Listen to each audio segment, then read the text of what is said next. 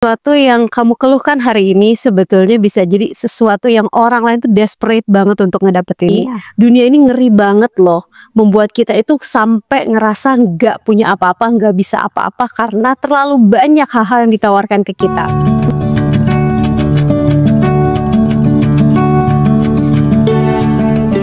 Assalamualaikum warahmatullahi wabarakatuh, Sobat Mandala. Saya Amira, hari ini mungkin akan ngobrol-ngobrol dengan teman-teman sekalian terkait rasa syukur. Percaya nggak, sesuatu yang kamu keluhkan hari ini sebetulnya bisa jadi sesuatu yang orang lain tuh desperate banget untuk ngedapetinnya. Nah, contoh, kita hari ini bisa duduk, bernafas, lega gitu kan. Sementara mungkin di ujung sana ada orang yang dia itu bahkan untuk masukin oksigen ke dalam tubuhnya aja tuh susah banget. Nah, itu adalah salah satu hal yang mungkin kita bisa renungkan ya nowadays. Atau kita hari ini udah uring-uringan, udah pengen upgrade smartphone yang sebetulnya masih layak pakai. Tapi sementara di ujung sana ada seorang ayah yang betul-betul menahan rindu buat anak-anaknya. Karena nggak bisa ngontak mereka, lagi ngumpulin uang, nggak cukup uangnya buat beli handphone. Juga sama, kita juga bisa renungkan. Oleh karena itu, menurut Imam Ghazali, ada 4 hal yang sebetulnya membuat orang itu sulit banget bersahabat dengan rasa syukur. 1, jangan-jangan kita itu nggak tahu apa yang mesti kita syukuri dari diri kita. Artinya kita itu minim pengetahuan bahwa apa yang kita miliki saat ini, let's say tadi kita bicara tentang nafas, kita bicara tentang fasilitas-fasilitas, bahwa itu ternyata adalah hal-hal yang sebetulnya sudah menjadi nikmat yang bertahun-tahun kita nikmati.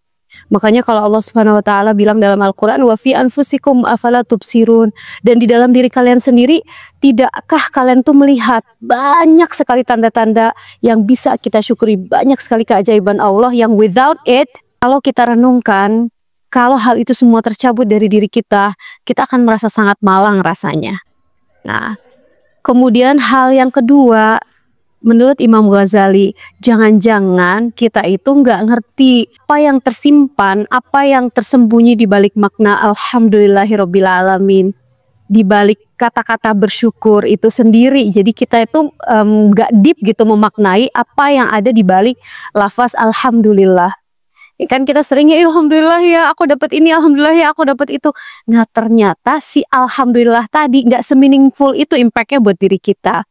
Let's say gini, kalau misalnya kita bedah dari makna alhamdulillah itu sendiri adalah segala puji bagi Allah.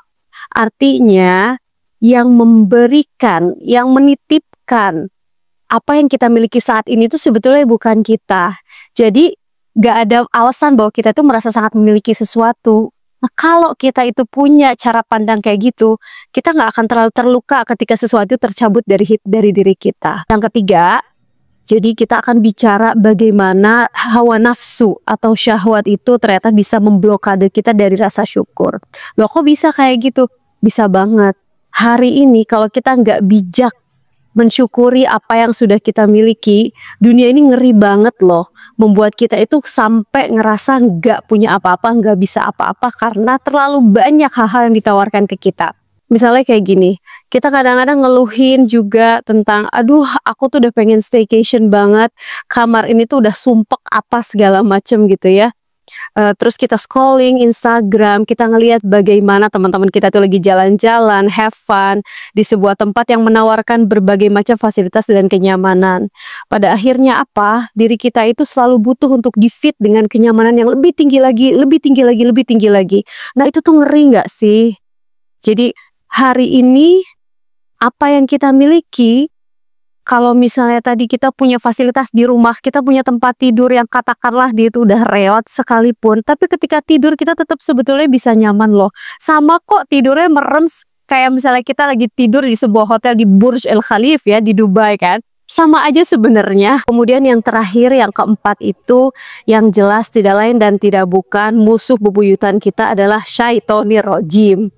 Betul ya, kita nggak bisa menafikan bahwa kita dengan syaitan itu ada eternal battle gitu.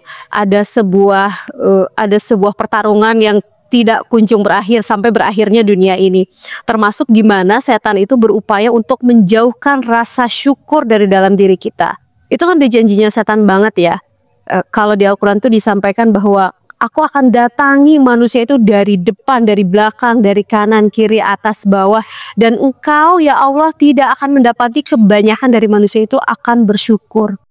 Nah ini menarik ya. Jadi salah satu sumpah setan itu adalah memang bikin kita tuh nggak bisa merasa cukup dan bahkan memandang itu sebagai nikmat Allah. Dan bahkan kita nggak bisa memandang Allah itu sangat baik sama kita. Itu goleh setan banget gitu. Kerasa nggak ya sama kita semuanya hari ini?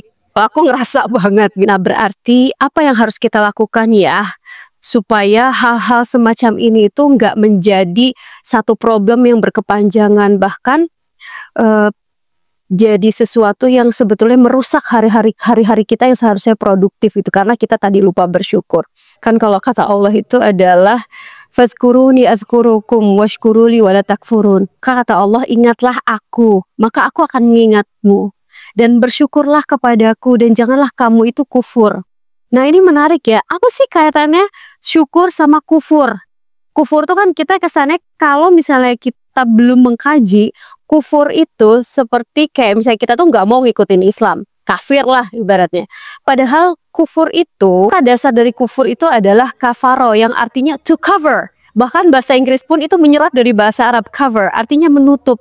Jadi kita itu nggak nganggep sesuatu itu adalah nikmat buat kita. Nah itulah yang namanya kufur.